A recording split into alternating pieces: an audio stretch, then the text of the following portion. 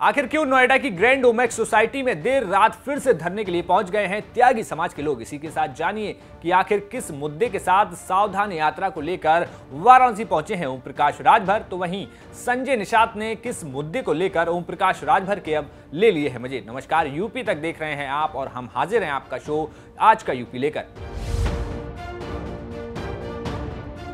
नोएडा की grand Omaxe society जहां का विवाद श्रीकांत त्यागी को जेल लेकर जा पहुंचा है। अब इस मुद्दे पर श्रीकांत त्यागी के समर्थन में कई तरीके से यूपी के तमाम जिलों में प्रदर्शन हुए। इसके साथ ही अब त्यागी समाज के लोग ग्रैंड ओमेक्स सोसाइटी के बाहर धरने पर बैठ गए हैं। दरअसल मामला कुछ यूं है कि त्यागी समाज के लोगों ने मांग रखी कि श्रीकांत त्यागी घर के सामने जो पेड़ लगाए गए थे उनको दोबारा लगाया जाए। इसी को लेकर पुलिस प्रशासन को उन्होंने 24 घंटे का अल्टीमेटम दिया था, लेकिन मंगलवार को जब अनु त्यागी के द्वारा पेड़ मंगा लिए गए, इस पर सोसाइटी के लोगों ने फिर से आपत्ति दर्ज करा दी। लेकिन इसके बाद जैसे ही वहां पुलिस प्रशासन पहुंचा तो उन्होंने कह दिया कि यहां पर किसी तरीके से पेड़ नहीं लगाए जाएंगे और जो अन्य सोसाइटी के लोग हैं उन्होंने भी अपने घर के सामने जो पेड़ लगा रखे हैं वो भी हटा लें। लेकिन इस मुद्दे पर अब देर रात को फिर से त्यागी समाज के लोग मांगेराम त्यागी के नेतृत्व में फिर से ग्रैंड ओमेक्स सोसाइटी के सामने प्रदर्शन करने पहुंच गए हैं।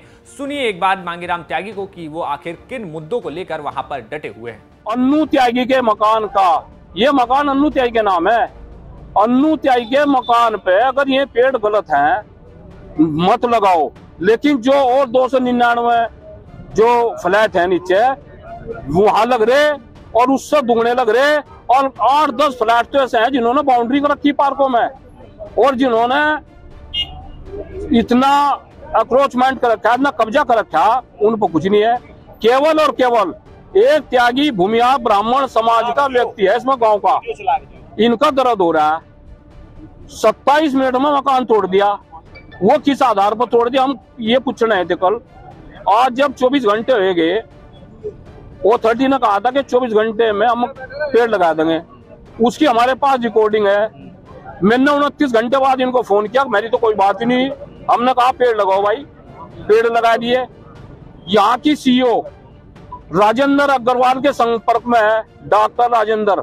डॉक्टर कहेंगे ऑपरेशन कर रहा हमारा है तो है नहीं, सोचो का डॉक्टर तो है नहीं, लेकिन डॉक्टर से नुकाएंगे कि हमारे समाज का ऑपरेशन कर रहा है। उसके संपर्क में रितु महेश्वरी जी है यहाँ की सीईओ, ठीक है। जबकि हमने कहा भाई हमारा कोई जातीय विद्वेष नहीं, बढ़िया भी हमारा समाज है, हमारा चोली दामन का साथ है, लेकिन ये अधिकारी उस दिन से एक हमारे समाज को टारगेट बना रही है।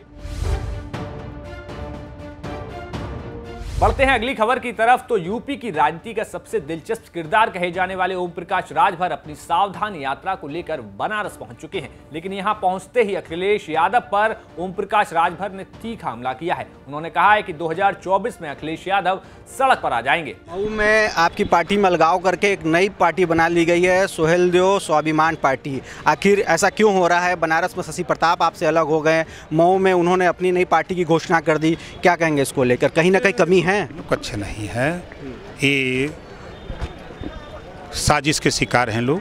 आपने देखा नहीं फोटो, अखिलेश यादव जी से पार्टी बनी नहीं, दूसरा वोट मिला नहीं, मुख्यमंत्री अखिलेश जी से मिल लिए सब लोग, तो अखिलेश जी सबको माल दे रहे हैं और पार्टी चल रही है, बड़ी तेज रैली हो रही है।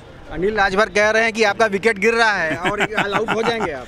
छोड़ो यार, उस बेचारे को जब बता दो कि झंडा फेंक के 100 आदमी जुटा दे, झंडा फेंक के बीजेपी का 100 आदमी को जुटा दे, तो कहाँ देख रहे हैं 2024 में? वो सड़क पर दिखेंगे। वहीं अगली खबर जुड़ी है संजय निषाद से, जिन्होंने मजे मजे में ओम प्रकाश राजभर के मजे ले डाले। संजय निषाद ने कहा कि राजभर भैया को समझना बहुत ही कठिन है। राजभर भैया का एक पैर एक जगह नहीं रहता, भाजपा के साथ थे तो हीरो हो गए, फिर सलाहकार नियुक्त कर दिया, सलाहकार ने उन्हें कहां से कहां पहुंचा दिया।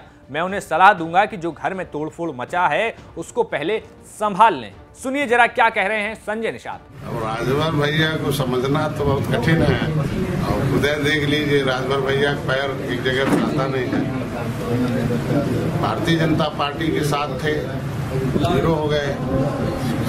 17 बरस से पार्टी बनाए थे, हमसे पहले पार्टी बनाए, हीरो चल रहे थे, भारतीय जनता पार्टी के साथ आए, हीरो हो गए। फिर सलाहकार ऐसा नियुक्त कर दिया कि सलाहकार ने उन्हें कहाँ पहुँचा दिया।